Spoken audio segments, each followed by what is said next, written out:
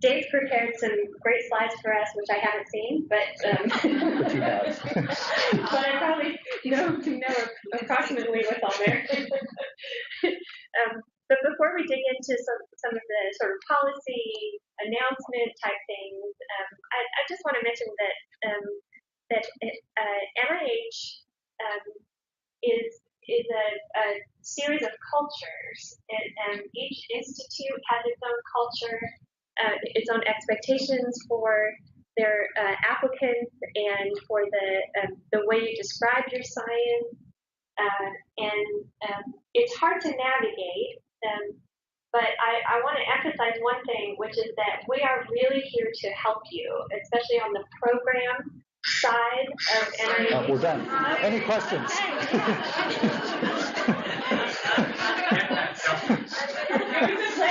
Yeah.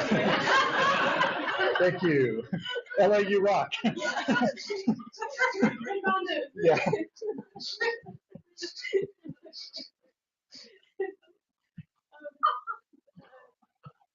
We're here to help you. And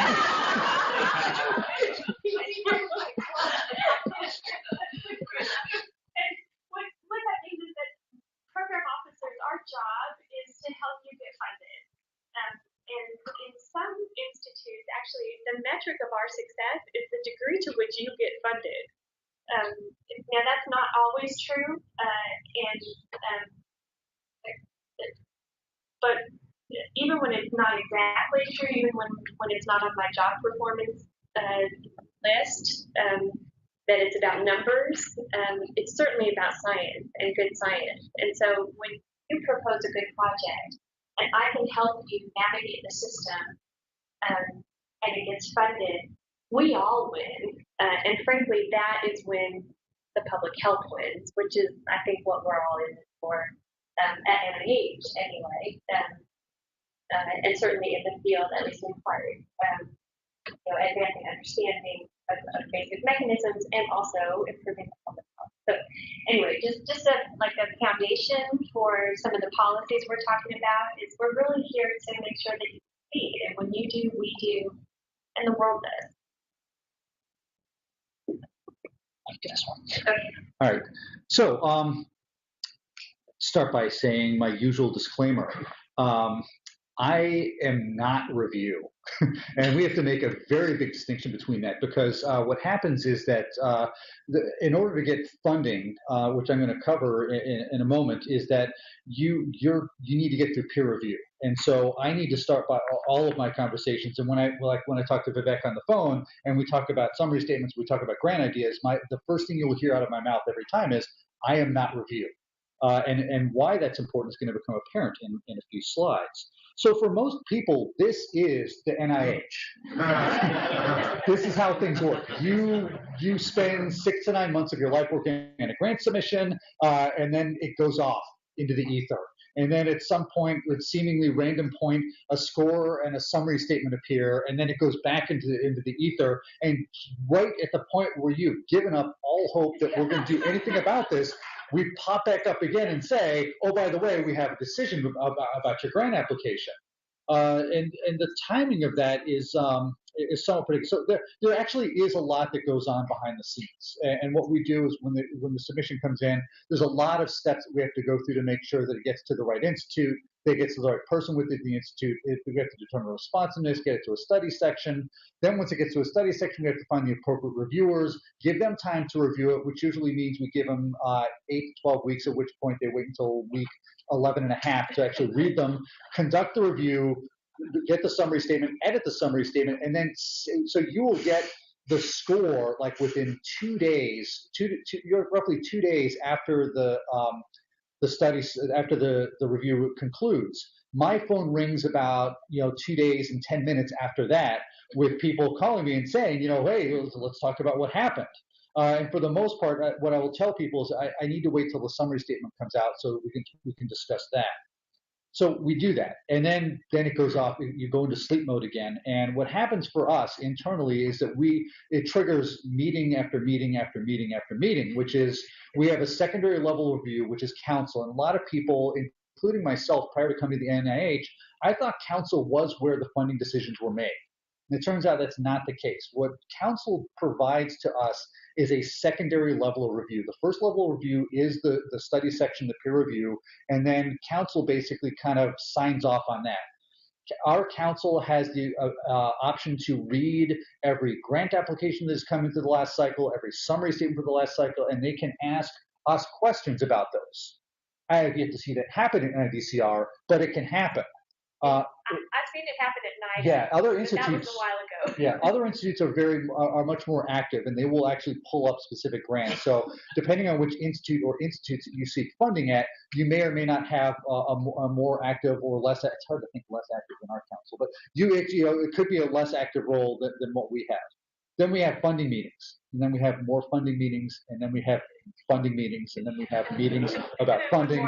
Yeah, and so all this, and then finally at the end, we get what's called a signed pay plan. And when that filters down from the director of the institute to our grant specialist, that's when the only truly official notification comes out, which is a notice of grant award.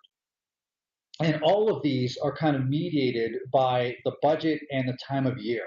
And so, kind of like I've been talking with Vivek and some of you others about potential grant application, and so I was giving this kind of worst case scenario that we have a U01 cooperative agreement that's going to expire in January 8th, which means technically you as applicants have up until January 7th to apply. So let's do the math for a second. So you apply in January of 2018. Okay, that means it's going to fall into that next cycle of grants and applications. Means you get reviewed around June or July of 2018, which means that goes to September 2018 council, which means for us that's a fiscal year 19 grant. And a fiscal year 19 grant means that I may not have an actual funding decision, depending on your score, until about this time, August of 2019. That's a long time. So whatever you have in mind about how long it takes between the time that you submit the application and you get that first check, it's longer than that. And what I've just described is a worst case scenario, but it's sadly what I've experienced. But we're there. Yeah, we're there right now. We just had a budget meeting yesterday to kind of finish up our fiscal year 17 budget. So a lot of people ask me, what does the NIH fund? What are you interested in? And the official response, if the recorders are on, we are interested in all research related to our mission. And I would encourage you all, if you forget the NIH mission, but look at the institute missions. That's important. If they have a strategic plan that's available, and most, if not all of them do, look at that. See if your research aligns with those documents. Generally speaking, and I'll speak more for Melissa and I and on our branch specifically, if you have a research question that is looking at causal mechanisms, especially behavior change, I want to talk to you. If you are looking at correlates of behavior, like, perio and everything, don't care. It's hard for me to express in words how much I don't care about another correlational study. So if you think about causal mechanisms, causal pathways, that's what really kind of gets us working and gets a lot of other program officers as well. If you're interested in what NIH has funded past tense, the NIH Reporter is a great way of looking, is a great mechanism for doing that, as a very powerful tool. Team 1 also showed an example of clinicaltrials.gov, which you may find currently funded clinical trials is another good one. And I also want to caution people against looking at past performance in terms of what we might fund in the future. If you get on and you say, oh my gosh, I see that NIH has funded 5 applications on mHealth applications as it relates to adherence to brushing and flossing, the question you should ask yourself is, why would the NIH fund yet another one? So sometimes past performance is no indication, is a deterrent from future success. So we get saturation. A good way to determine whether we are at saturation or not is to contact your program officer. That is going to be a recurrent theme. If there was a test at the end of this, that would be the first and only question. And finally, just in general, what does the NIH fund? What you need are two things. You need institute interest. That's what we do. We can help you with that. And you also need to get a good score and review. that is something that we can try to help with. But as I mentioned, we're not review. So what it's going to depend on is your overall impact score. And your impact score ranges from 10 to 90. I'm not going to, for sake of time, I won't get into all of the mechanics of how this is done. It is not actually a 10-sided die that they roll a couple of times. I know it's weird. It's weird not to think of it that way, but it's true. It's not that. Roll for strength. Yeah, exactly. So what does your impact, I get the question, what does my impact score mean? The translation really is, am I getting funded or not? That's really what most people are asking. And what I say to them is, I don't know. And the translation of that is, I don't know. I'm serious. I really don't know. And so what happens if you want to consider kind of this little tiny greenish area down here at the bottom, the best scoring applications, by the way, lower is better. If you get like a 10 to 18 or 10 to 20 for sake of argument, for us as an institute, we kind of say, this is obviously so awesomely good that we're going to fund it. We may not spend a lot of time discussing those. Unless it's my portfolio. So if there's those that are just automatically so good. Then of course over this other line, the higher up are just, we're not going to touch that. We just can't get to it. I don't care how much I love your application to score to 75. We're not funding that. I hate to disappoint you. So then we have this kind of grayish area that we have called discretionary. Thank you, Ben. That we call discretionary. We've had other terms. Currently, we're now calling it high priority pay. So but each institute has its own, as Melissa mentioned, its own culture, its own system, its own nomenclature. So for us, that means that for those applications, we as programs start to pick out which ones are best aligned with the institute mission, with what really is going to fill the gap for what we need. So that's where it's not, it's like everyone kind of in that line doesn't get funded. It's kind of more of a pick and choose. And based on scientific work, there is a high correlation between the odds of funding within that range and your score.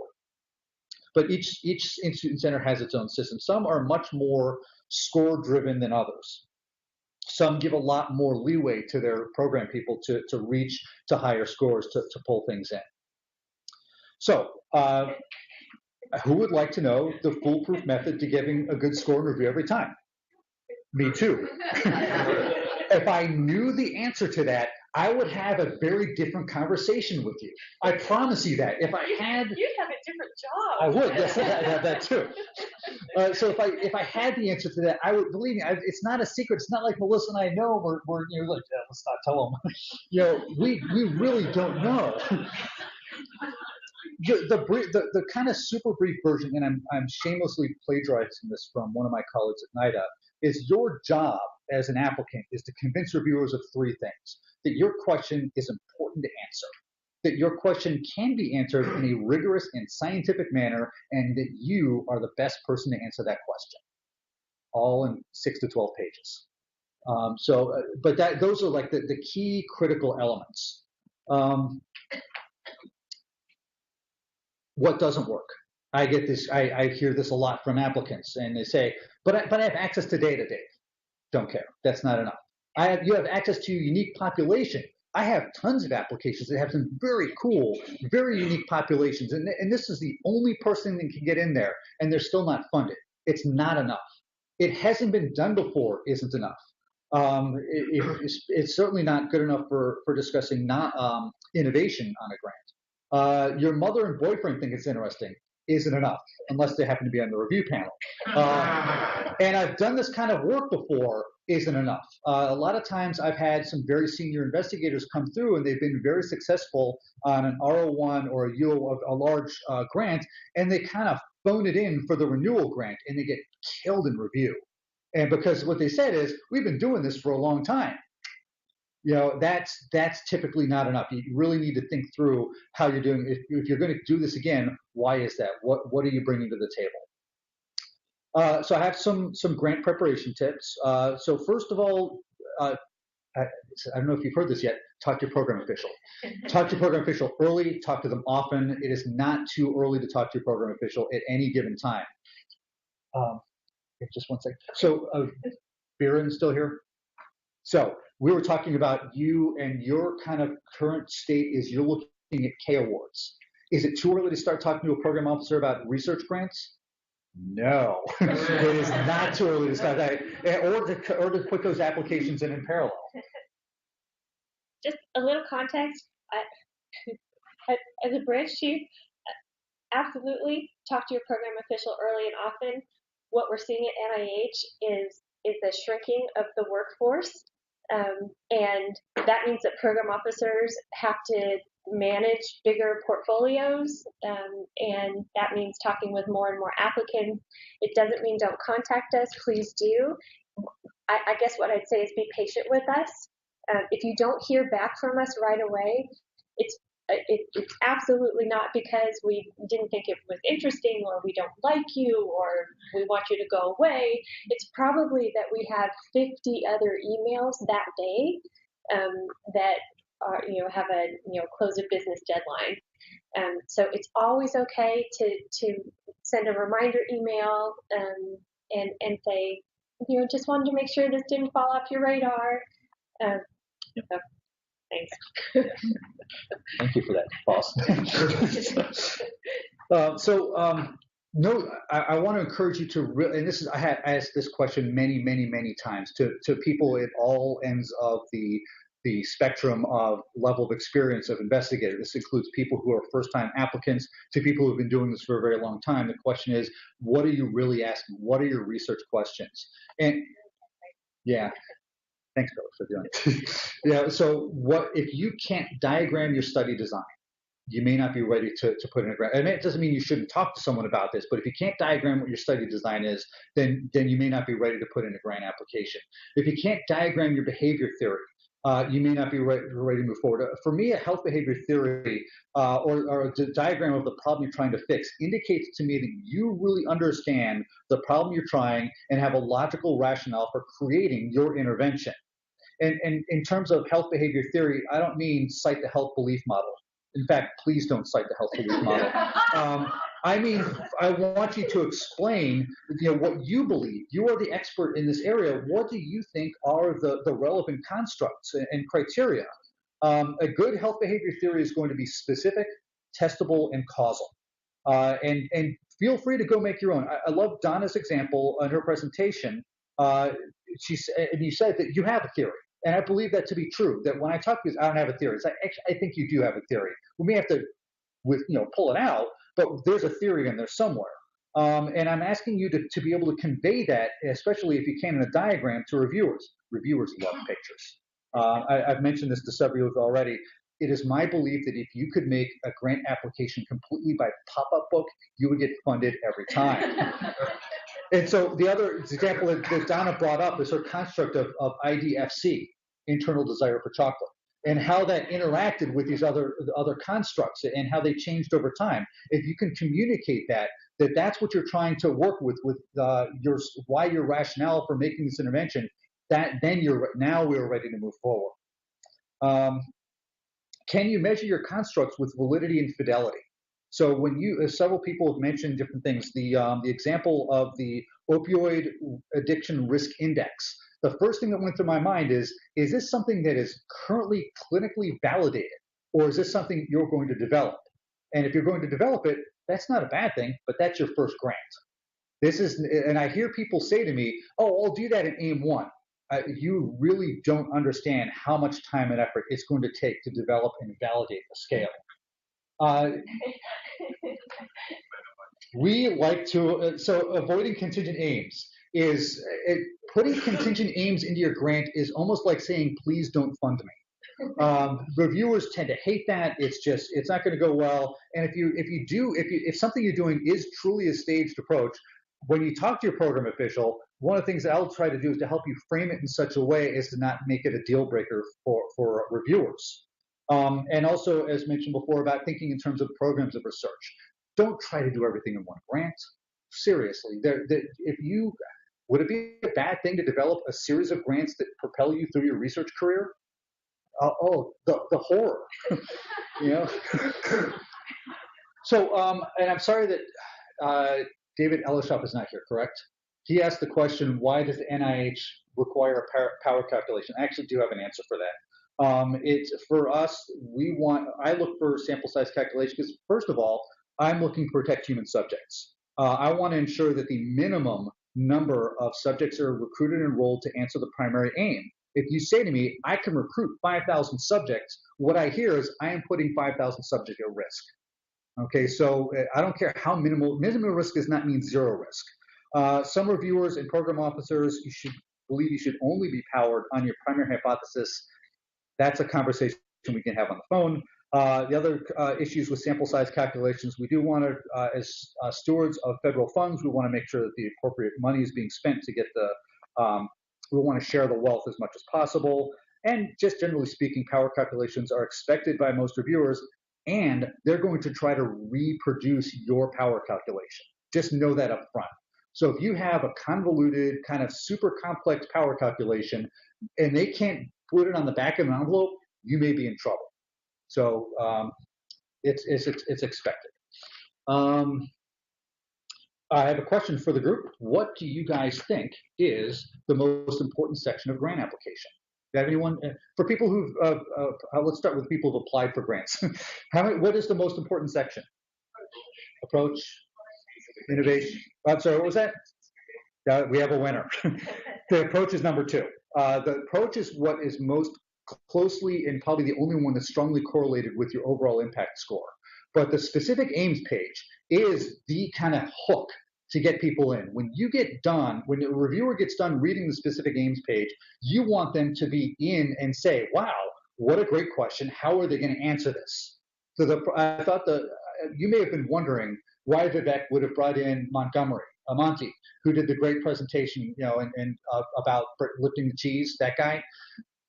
I thought that was brilliant. That was genius. Because if you can communicate in an effective manner what you're trying to do, you want to help reviewers to champion your cause. Help them help you.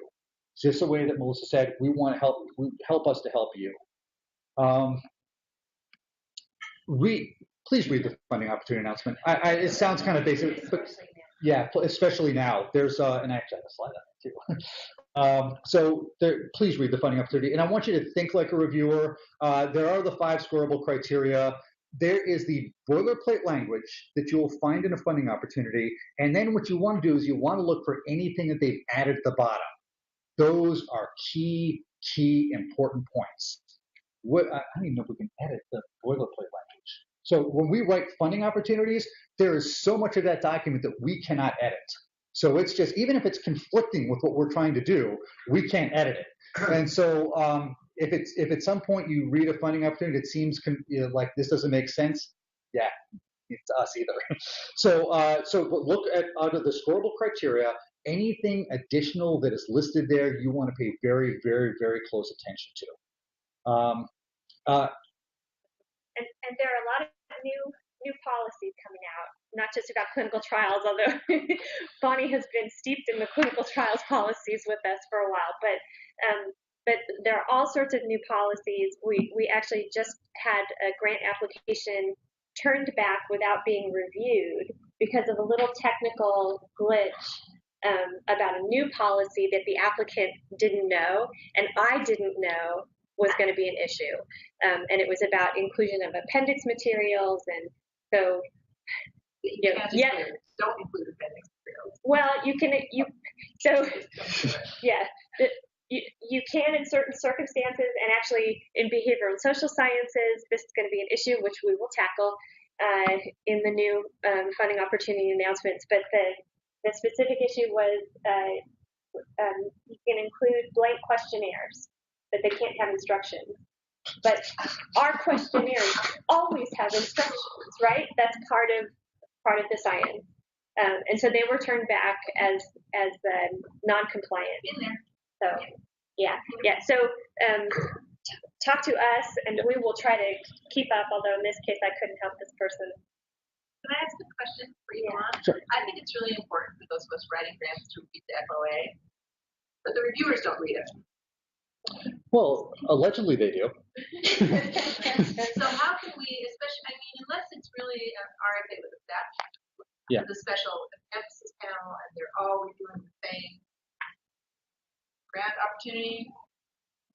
Regular panels are reviewing, I have eight grants to review if I'm lucky, and they're all responding with different FOAs to the parent. Yeah. And I try and read the FOAs, but most reviewers do not. Yeah. So how do we fix that? Well, Sorry. we don't fix it, except to just continue to talk with our scientific review colleagues and say this is really important. As applicants, the first thing that comes to mind is if I'm writing a grant application to a funding opportunity announcement that has special things in it, I think I would write in my application, as the FOA required, or as the FOA emphasized. Even then, that's not always enough. These I'd are be all happy. kind of little baby steps. Yeah, so it's Happy just to- something to And we're running low on time. Yeah, and it's actually less stuff. I think it's a part of question. No questions. Okay. I'm going to go over until people are actually on the plane. I've spoken with many of you about team composition, the pros and cons of including senior people or name brand co-investigators. How awesome would it be to have Vivek on your grant application? Super awesome. But there are pros and cons to that, and the reviewers will look at not just who is on the team, but at what level are they on the team. And also in terms of grant complexity, I want you to think in terms of the Goldilocks idea, that if it's too simple, it's not going to do well, but if it's too complex, that's also not going to do well. I have a lot of, especially junior investigators think, well, in order for me to justify this to the NIH, I have to include all of these different factors. Simple, important, doable gains much more traction with reviewers than super complex. Which flow is best with you? Best for you, it's going to depend on many things. It's best to talk to your program official, and I encourage you to love your parents. And what I mean by that is the NIH has parent announcements. So if you are just dependent upon specific requests for applications or specific program announcements, that's great if you're successful, but we have open investigator-initiated parent announcements because you may have thought of something that we haven't thought about. Even if you did have a super cool idea, and Melissa said, that's really cool, let's make a FOA about this. We're, 3 years out before we get anything published? So that's why we have the parents. Love your parents. So a couple options that happen when you get done when you get your summary statements. One is you got triage, which means you didn't get discussed, which is never a good thing, but you have questions. And we have almost answers-ish. And so some of the things you can use, you can revise and resubmit, which may be a good idea. It depends a little bit on if it's a program announcement or request for applications. There's some differences between those two. And one of the questions that is a legitimate one for everyone to ask when you come back with the triage is, should you bother? And one of the people say all the time, if I got triage the first time and I come back in, do I have a realistic shot at getting funded? And the answer is yes. Actually, you do have a legitimate shot. I've been looking at some numbers for our branch for the past 5 years, and it turns out if you get triage the first time and come back in, it is a non-zero probability. Is it great? Is it 90%? No, but it's actually it's pretty good.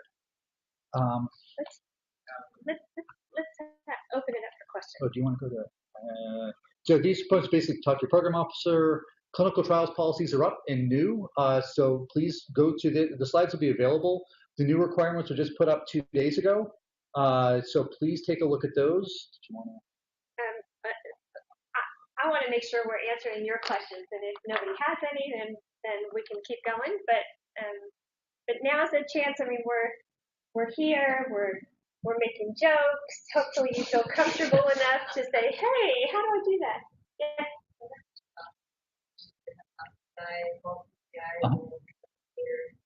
I've heard on red flags on sentences, there's only a certain amount of money we get, right? And it's not without money, really their time. Is that a red flag? How that guys? So it can be a red flag. It absolutely can, especially the 0%, the in-kind. It is not uncommon to hear reviewers and program officials and institute directors say, how do we know they're really going to be invested in this project or not? because they're just donating their time, as opposed to if we're buying their time and getting a commitment for them to be 5%, 10%, whatever. Similarly, if we have a multiple PI application and you have 6 principal investigators and they're all on at 0.003% of their time, that is also a red flag. So you want to make sure that the appropriate people are on at the appropriate levels. And if you're worried about the restriction on funding, for the R01 or the U01, there isn't a limit. You just have, if you're over $500,000 in any one year, excluding consortia F&A, you can in fact, you can get more. You just have to get permission in advance, and that involves talking to your program office.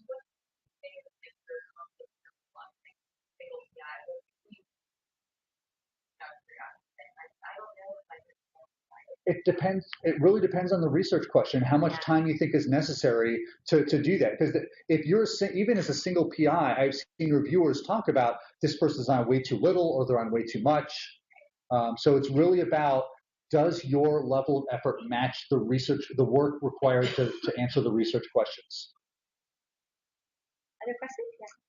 Yeah, so I know the new clinical trial policies are up and everything, but kind of can you highlight key points around that? And especially, I mean, it's a lot for any researcher, senior or junior, to try to navigate and adjust to, but especially a junior investigator too, and what that. Yeah, so this is going to be huge, and hopefully, the NIH is developing resources and help. The OBSSR website will be a good place to go for updates and information. Talk to your program officers too, although many of us are still kind of getting familiar with the issues. Here are the highlights. The definition of clinical trial has changed. So now any study where you're manipulating a variable, and measuring some sort of outcome, and if you're getting NIH funding, it's going to be a health-related outcome, is a clinical trial now. It doesn't mean you have to frame it that way in your publications. It doesn't mean you have to call yourself a clinical trialist instead of a basic behavioral scientist, but it does mean that those projects will now be subject to the clinical trials policies. So that's the biggest deal. It's just an awareness that if you're doing a lab manipulation study, if you're doing an fMRI study with tasks in the scanner, those are now subject to the clinical trials policy. Now, what are those policies? Some of the implications are that if you're doing a clinical trial, you and your team will have to take an additional training. It's good clinical practice training. So it's not the human subjects research protection training that we all know and love. It's an additional training. The Society of Behavioral Medicine has a free access to that training that's specific for social and behavioral science, which is big because most of the trainings, these GCP trainings, have focused on drugs and devices. And so we have at least one that acknowledges behavioral. It's the same one. It's the same one. They've pulled it in. It's actually really good. I thought it was really informative. I'm glad. And Susan Murphy made that, so you can thank her. Really? It's not. It's a different one. Oh, it's a different one. Yeah, it's a different one. It's not the one in Michigan. Oh, I thought the city one was that one that they pulled anyway, in. Okay. Yes. So there are several places where you can get it, and if your institution has a contract with the city or GCP training. When you apply for funding for a clinical trial grant, you'll need to make sure that your funding opportunity announcement says clinical trials are eligible. And that will now be in the title of all funding opportunity announcements. Oh, there you go. Those applications to clinical trials funding opportunity announcements will have additional materials that you'll need to submit. You need to, when conducting and funded for a clinical trials project, you'll need to register in clinicaltrials.gov. And I'm not done. Okay. And you'll need to report the results. in clinicaltrials.gov. And there are a few others, but those are the highlights. Yeah. Sure. Vivek? Vanya? Will there Wait, be any parent clinical trials? We're struggling with that. We can't give out information that's not publicly available. So, but I can sure. I can tell you that is one of the questions that we're struggling with. Each of the institutes and centers is now having to rewrite their funding opportunity announcements to take into account these new policies. There is a question about, does it make sense to have an R01 parent clinical trial announcement that anybody can sign on to? That hasn't been resolved. And there's also questions about whether or not clinical trials will be allowed within FSCAs and other training grants. And I don't know if that has been. It has been. Those are okay. Read this website because it says some different things. Okay, I think there's a notice out that says yes or okay. What about at the back end? There's still a mix of reviewers, right? Who are in, but also, I mean, when it goes. When it's reviewed. That makes we're not reviewing. Yeah. So I'm not exactly sure how CSR, which is the NIH-wide review committees, will do it, and how the individual institute and center review committees will do it. But part of the purpose of these policies is to make sure that clinical trials applications get the appropriate review, including looking at that clinical trials documentation that may not have been considered in previous iterations. So I don't know how that manifests. All right, this is going to be Jack off the stage.